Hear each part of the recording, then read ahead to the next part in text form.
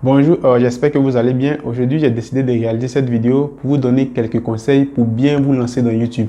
Et la première chose que j'ai voulu parler, c'est d'avoir une niche. Une niche, c'est quoi? C'est-à-dire, c'est d'avoir une base dans un domaine. Par exemple, moi, je suis dans le domaine de la construction, donc j'ai une base dans le domaine de la construction. Et dans le domaine de la construction, je peux sélectionner un élément que je maîtrise bien et je vais expliquer à mon public. C'est comme ça. Donc, toi, tu dois être à mesure d'avoir une base. Parce que si tu n'as pas une base, comment tu vas expliquer quelque chose à quelqu'un sur YouTube? Comment tu vas convaincre quelqu'un de rester sur ta page pour te suivre? Ça fait un. Le deuxième gros élément que j'ai voulu aussi vous dire, ça c'est le plus crucial, c'est la honte. Vous ne devez pas avoir honte de ce que vous faites. Ça fait partie de la vie. Vous ne devez pas avoir honte. Vous devez lutter contre la honte. Pourquoi? Parce que quelqu'un qui commence maintenant YouTube et il désire se lancer dans YouTube, il va se dire que est-ce que le contenu que je suis en train de faire, est-ce que c'est bon? Est-ce que mon français est limpide? Est-ce que je ne fais pas beaucoup d'erreurs lorsque je parle? Est-ce que c'est vraiment vrai? Parce que lorsque vous causez avec votre camarade dans le quartier, dans la rue, à la maison, ce n'est pas la même chose. Parce que à ce niveau-là, vous allez maintenant passer derrière une caméra et vous expliquer à un public. Donc, c'est des gens qui vont vous écouter et vous juger pour dire que il a bien fait son contenu est mauvais, son contenu est comme ça. Vous ne devez pas avoir honte, c'est la vie, c'est comme ça que ça marche. Il y aura toujours des personnes qui vont vous dire que vous êtes lâche. Il y aura aussi toujours des personnes qui vont vous dire que ce que vous faites là, ça ne va rien apporter, ne te casse pas la tête, tu es en train de te fatiguer, cadeau. Ça fait partie de la vie. Ces jeunes personnes, elles seront toujours présentes dans votre vie. Ce sont les obstacles de la vie. À vous maintenant de les surmonter. Le troisième élément que j'ai voulu aussi ajouter, c'est au niveau toujours de YouTube. Vous allez remarquer que lorsque vous publiez quelque chose nouvellement, vous allez voir que souvent, vous avez des vues de 53 vues, de 2 vues, de 5 vues, souvent même 0 vues. Et souvent, ça devient très, très frustrant. Et vraiment, ça fait partie de la vie. Vous ne pouvez pas venir automatiquement et avoir 1 million de vues. Même les gros youtubeurs de la planète n'ont pas fait ça. Ils ont commencé un peu et au fur et à mesure qu'ils ont avancé, c'est là qu'ils ont eu l'audience, ils ont eu le public et ils ont atteint ce niveau. Donc, si tu veux atteindre leur niveau, tu es obligé de suivre la même route. C'est toujours le même chemin que tout youtubeur qui désire se lancer dans YouTube doit suivre. C'est toujours le même chemin. Donc, si tu écoutes cette vidéo et tu as un compte YouTube et tu constates que ton compte ne fait pas beaucoup de vues, c'est la logique. C'est comme ça que YouTube fonctionne et c'est comme ça que la vie fonctionne. Tu ne peux pas avoir gros un coup. C'est au fur et à mesure que tu vas tes essais, tu vas produire. C'est en ce moment-là que tu vas atteindre ce niveau. Voilà, donc le quatrième élément que j'ai voulu aussi ajouter, vous devez avoir un compte Facebook. C'est vrai, les gens disent qu'il faut avoir Instagram, il faut avoir LinkedIn, il faut avoir Snapchat. Mais pour moi, je pense que la priorité, c'est Facebook. Pourquoi? Parce que dans Facebook, tu peux retrouver pratiquement beaucoup de groupes. Par exemple, moi, je suis dans la construction. Dans Facebook, il y a des groupes de la construction. Vous devez vous imprégner de Facebook. Parce que Facebook, généralement, va faire souvent 70% de vos abonnés. Par exemple, tu fais réseau et tu as créé un groupe, c'est-à-dire une page de réseau sur Facebook et tu as créé un compte YouTube qui va parler du réseau. Ça ne serait pas facile pour toi d'attirer presque 1000 abonnés, d'avoir beaucoup d'abonnés. Donc, c'est de Facebook que tu vas t'imprégner. Tu vas chercher un groupe là-bas où tu vas réaliser des publications. Et lorsque tu vas réaliser ces publications, les gens vont s'intéresser et tu peux les inviter sur ta page. C'est au fur et à mesure que ton audience va grandir. Et lorsque vous publiez votre truc dans Facebook, vous devez être sûr d'une chose. Vous pouvez vous noyer. Quand je parle de noyer, c'est que dans Facebook, il y a vachement de publications. C'est-à-dire, on peut retrouver 4 milliards de publications, 1 million de publications par jour dans les groupes. C'est une manière de parler. Donc, tu dois imposer ta patte dans chaque groupe où tu publies ton contenu. Comment ça se passe? Il faut être régulier. Il faut être régulier. Moi, je vais vous donner ma stratégie. D'abord, tu n'es pas administrateur de ce groupe. Cela signifie que lorsque tu vas réaliser beaucoup de publications, tu seras bloqué pour un moment. C'est-à-dire, par exemple, dans la semaine, je publie toute la semaine. Vous allez voir qu'il va arriver un moment que lorsque vous voulez publier dans ce groupe-là, Facebook va vous envoyer un message pour vous dire que non, vous êtes interdit de publier parce que vous avez dépassé les limites, un truc comme ça. Ils vont vous envoyer ça. Donc, ils vont vous dire que vous devez attendre un autre jour. Donc, moi, ma stratégie, par semaine, je publie au moins 2-3 fois dans mes groupes Facebook au fur et à mesure que j'avance.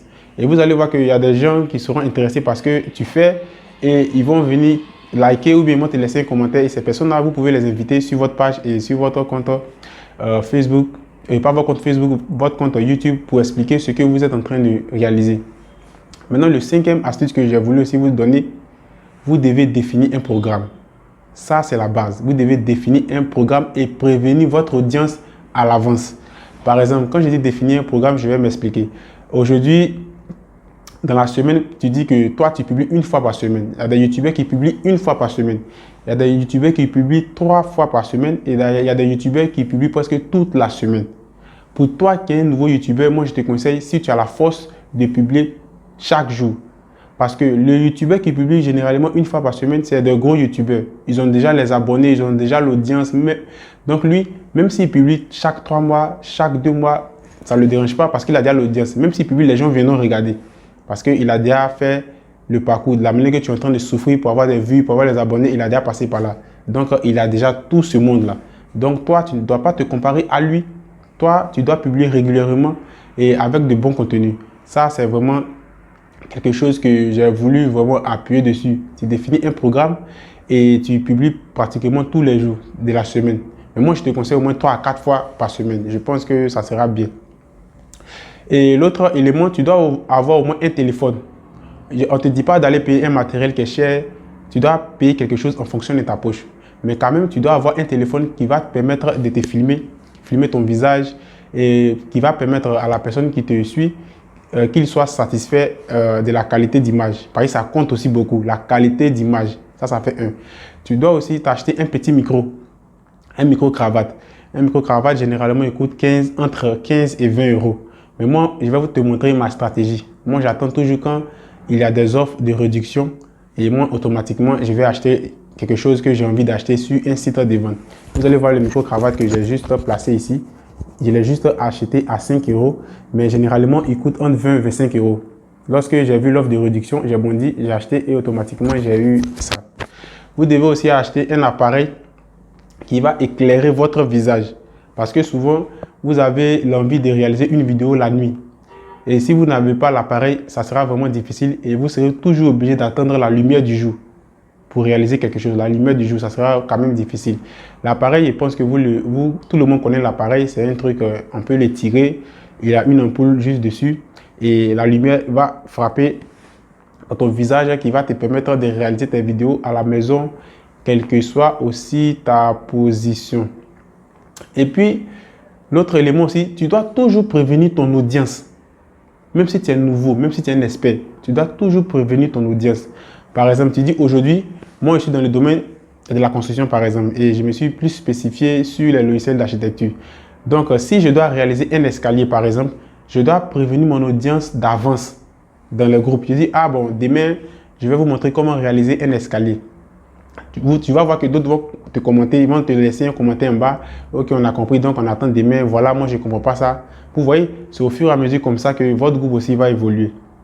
Et puis aussi, vous devez poser des questions dans chaque groupe de Facebook que vous êtes. Vous devez toujours poser des questions. Par exemple, moi je suis dans le domaine de la construction et je me suis plus spécialisé sur les logiciels d'architecture.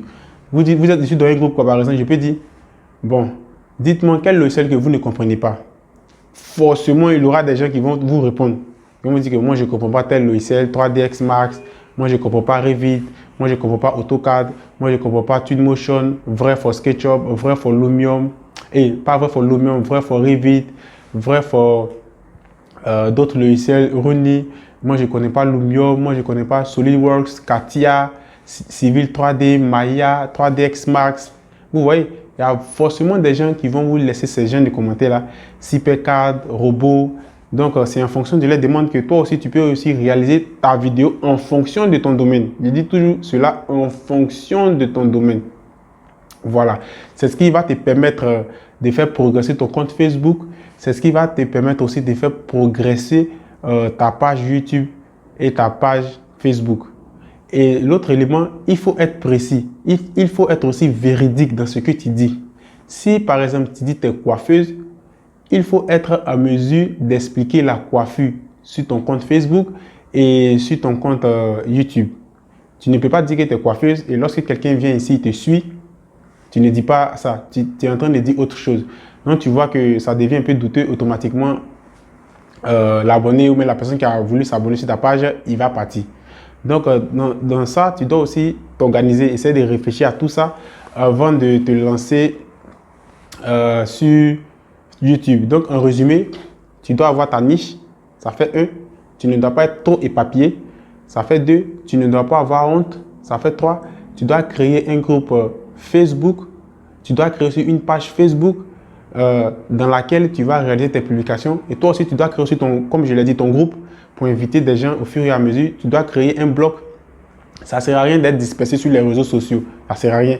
Il y a des réseaux sociaux, c'est très difficile pour avoir des groupes là-bas. Très, très difficile. Moi, je te conseille Facebook avec LinkedIn. LinkedIn, c'est 2, ça peut vraiment aller.